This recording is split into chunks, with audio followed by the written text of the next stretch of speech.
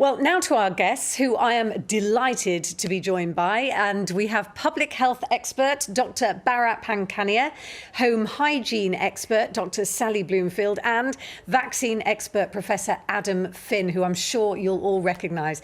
Now, I'm going to put exactly the same question to all three of you. And I'll start with you, Dr Pankania, if I may. What is the one thing you wish you'd known this time last year? I wish we had better preparation and better management of the large number of cases, especially our elderly and vulnerable people. And I would have liked to have sent out those early messages of take cover, don't get infected,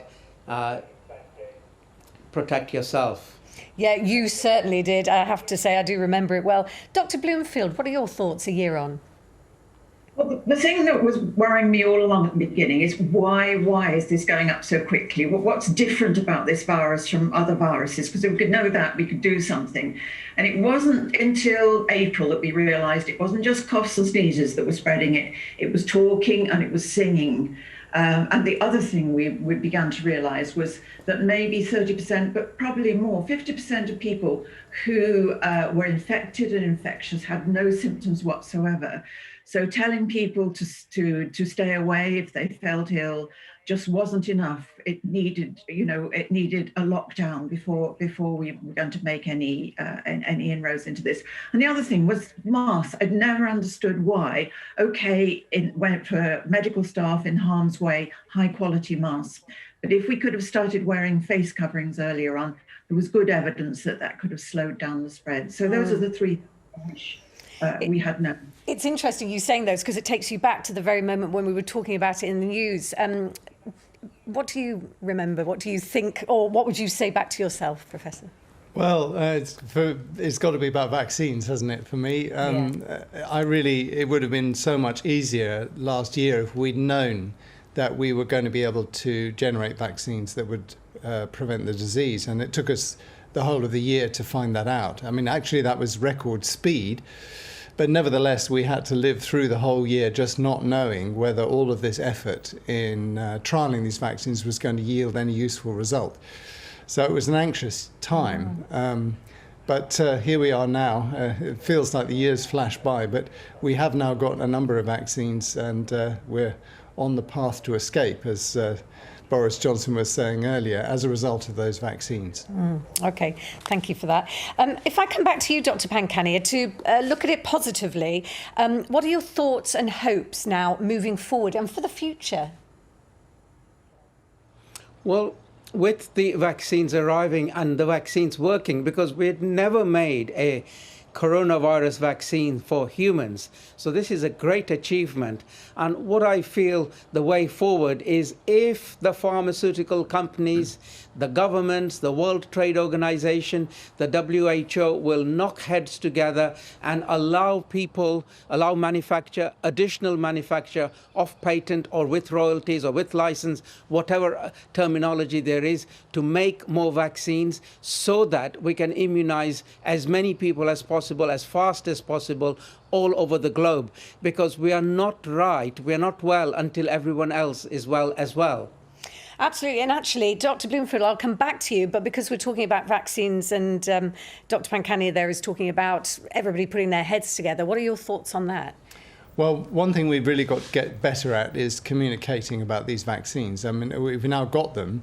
And everyone's confused, particularly across our friends and colleagues around Europe are extremely confused because they've been getting very mixed messages as to whether or not vaccines are safe, whether or not they work in older people, and so on and so forth.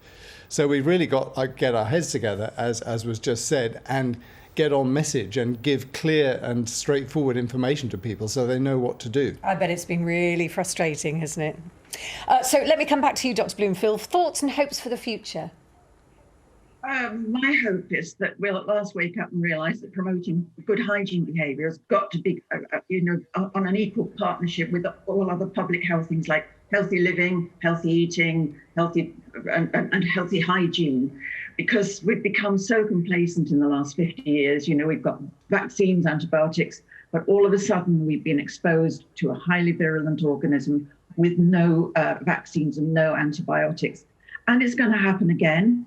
And people are suggesting we're now already in the next pandemic, which is antibiotic resistance, where again, public hygiene behaviour will drive down the antibiotic prescribing, and that's what will drive down the antibiotic resistance problem.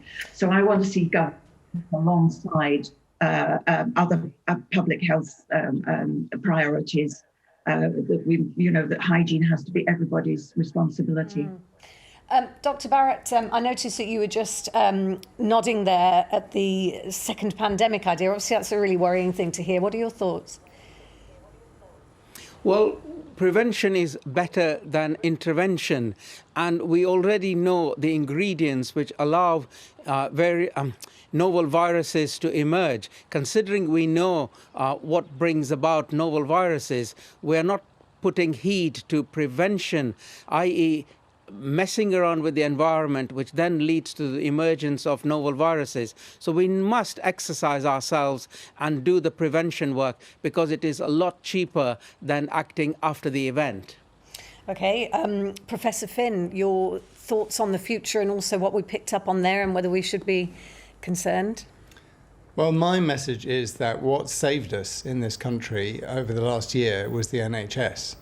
And I think we all need to recognise that, and we need to send our politicians a very clear message that we want to keep it. We want to keep it the way it is. We want it to be improved and invested in, because without it, we would have had many more deaths, and we would not be able to deliver the vaccine programme that we're doing extraordinarily effectively now. So the NHS is a jewel that we must cherish in this country, and anyone who had any doubts about that before last year should now be completely clear that that's something we all need to hold on to. Yeah, I think there's a real value there, isn't there, that people feel. So let's finish with kind of final message of advice to people, still in the moment that we're in, because we're certainly not out of it. Dr. Barrett, can I come back to you first? Well, with the rollout of the vaccines, I would like people to clearly understand that that doesn't mean you drop your guard. It is important that once you have been fully vaccinated, you take note of what the instructions are, rather than you say to yourself, I have been immunized, therefore I now drop my guard. So we're almost there. Don't drop your guard whilst we are immunizing many more people. Yeah, absolutely. Really good advice. Dr. Bloomfield, your thoughts? Oh, it's the same as Dr. Pankania. Remember, it's the virus we're fighting. It's the virus that's threatening our democracy and our freedom. So let's turn our minds towards fighting the virus. And once we can get that under control, then we can begin to sort out all these other very important issues. But it's down to us. It's not down to the government. It's down to us. We've got a weapon in our hand called the vaccine, but it's still down to us. And Professor Finn?